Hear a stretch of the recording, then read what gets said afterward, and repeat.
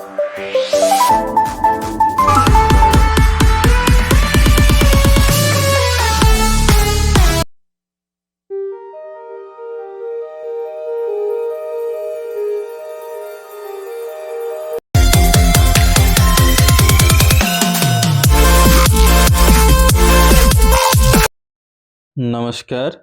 Okay एलपीएससीबाट आज हामी HA को 9th लाइसेन्स एक्जामको क्वेशन एन्सर सुरु गर्ने क्रममा छौं। पार्ट 1 एनएचपीसी 91 है भिडियो नम्बर। अरु पुरानो क्वेशनहरु हाम्रो च्यानलको प्लेलिस्टमा गएर हेर्न सक्नुहुनेछ है हजुरहरुले। ल अगाडि बढौं है।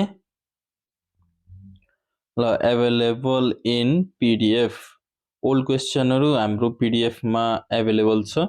हजुरहरुले लिनलाई हाम्रो व्हाट्सएप नम्बरमा मेसेज गर्न सक्नुहुनेछ है। मेसेज गर्नु होला, कल रिसिभ हुँदैन, फोन कल त लाग्दैन है। ओके, सो अब अगाडि बढ्छौं हामी क्वेशन तिर। Question number 1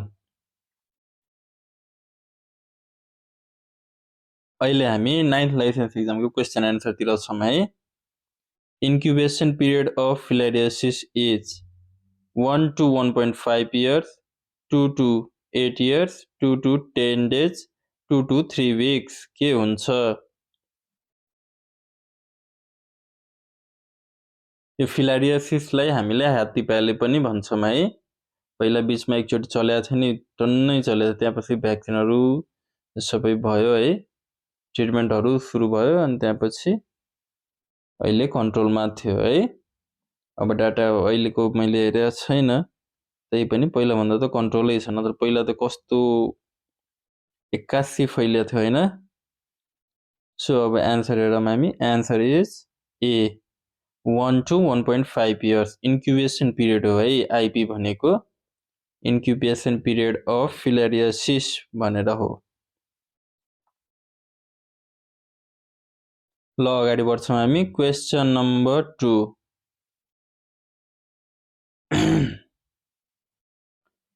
causative agent of Kala-Jar is Wisteria bankruptcy,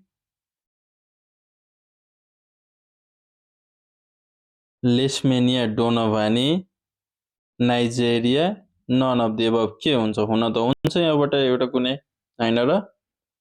so अब आन्सर हेर्छौं हामीले। Answer is B Leishmania donovani is causative agent of Kala-Jar। Okay, so हजुरहरुको लागि मोस्ट इम्पोर्टेन्ट क्वेशनमा यो पनि पर्छ है, कजेटिभ एजेन्ट भनेको है। अब जे को पनि सोधिदिन सक्छ, यसमा भर हुँदैन। एकचोटी हजुरहरुको एउटा शिफ्टको अबाउट 30 वटा जतिकै सोधेको थियो कि क्या कजेटिभ एजेन्ट मात्रै। कजेटिभ एजेन्ट र ईपी बाट आईपी हरु यो सबै सोधेको थियो है। ओके, सो यस्तै अगाडि बढ्छौं हामी। Question number 3 vector of Kala-Jar is mosquito, human, sandfly, dog के हुन्छ? Kala-Jar को भेक्टर के हुने हो? सो आन्सर हेर्छौं हामी। Answer is C sandfly. Okay, यस्तै अब अगाडि बढौं। क्वेशन नम्बर 4 एकदम मोस्ट कमन क्वेशन हो है, यो धेरैचोटी सोधेको छ, लगभग हरेक एक्जाममै सोध्छ यो।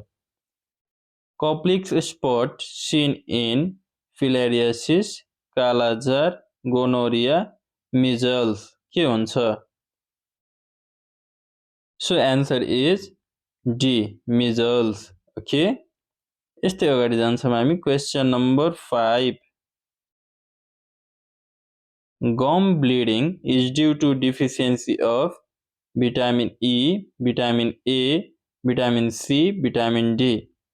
मेरो विचारमा हजुरहरु सबजनालाई थाहा छ होला, मेबी भिटामिन सी हो कि ए हो? ए ले त ब्लाइन्डनेस गराउँछ हैन, ई ले हेयर फल हरु है, प्राय जसो अरु पनि हुन्छ, तर पनि अब सामान्य मानसिकताको फेजमा जानियो भने हेयर फलहरु हुन्छ हैन, स्किन ब्राइटनेसहरु घट्दै जान्छ हैन, भिटामिन ई को कमी भयो भने। यस्तै डीले चाहिँ बोनहरू विक पार्छ है। यो प्रायः जसो थाइरोइडहरुमा पनि घट्छ है।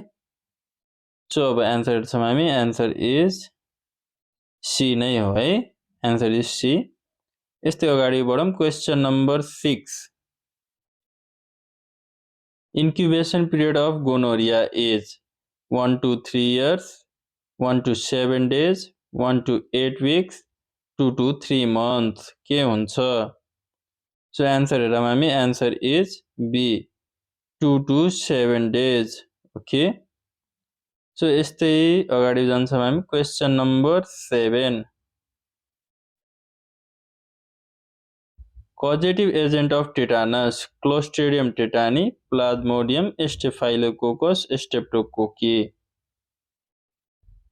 हजुरहरूले हाम्रो इफ पीडीएफ लिइराख्नु भएको छ भने त्यहाँ गोल्डन पोइन्टमा कजेटिभ एजेन्टहरू मजाले दिएको छ है, अथवा हाम्रो भिडियो हेर्नुस् गोल्डन पोइन्ट्सको, त्यसमा सबै भेट्नुहुन्छ हजुरहरूले है। अनि यो 9th को आउँदै नै छ है। सो अब एन्सर हेरौँ हामी, answer is a Clostridium tetani.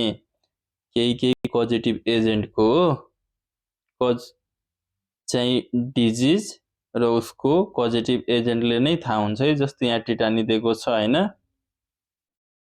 यसरी पनि सानो सानो कन्सेप्ट लगाउनु होला, यसले निस्किन्छ है। एन्सर चाहिँ राइट नै हुन्छ प्राय जसो। यस्तै अगाडि बढौँ हामी, question number 8। Most fatal malaria is plasmodium vivax, plasmodium falciparum, plasmodium ovale, plasmodium malaria. So guys, मैले यो ओल्ड भिडियोहरुमा सबै डिटेलली यो सम्झाएको छु मैले है। मलेरियाकै टपिकमा मैले सम्झाएको छु हजुरहरूलाई। ओल्ड भिडियो हेर्नुस् है। अब हामीले यहाँ अलिकति हतारमै दिनकै हामीले सक्दो 3टा भिडियो अपलोड गर्ने विचारमा छौं, त्यही भएर हो। Okay, so answer is B plasmodium falciparum. Most dangerous malaria भनेको पनि यसैले कज गराउँछ के, यसरी कहिलेकाहीँ एमसीक्यू मा सोधिन्छ है। So next question, question number 9. Incubation period of measles is 20 to 40 days, 10 to 14 days, 16 to 26 days. None of the above. So answer is B 10 to 14 days. Okay. So stay question number 10. HPV causes malaria, measles, cervical cancer, syphilis. So अब answer हेर्छौँ हामी, answer is C cervical cancer. So यति भन्दै अहिलेको video यो सकियो है। अब नेक्स्ट भिडियोमा फेरि भेट्ने नै छौँ है। पीडीएफ को लागि हाम्रो WhatsApp नम्बरमा मेसेज छोड्नु होला है। ओके, धन्यवाद। धेरै साथीहरूले लिइसक्नु भएको छ, हजुरहरू छुट्नु भयो कि भन्ने कुरो हो है।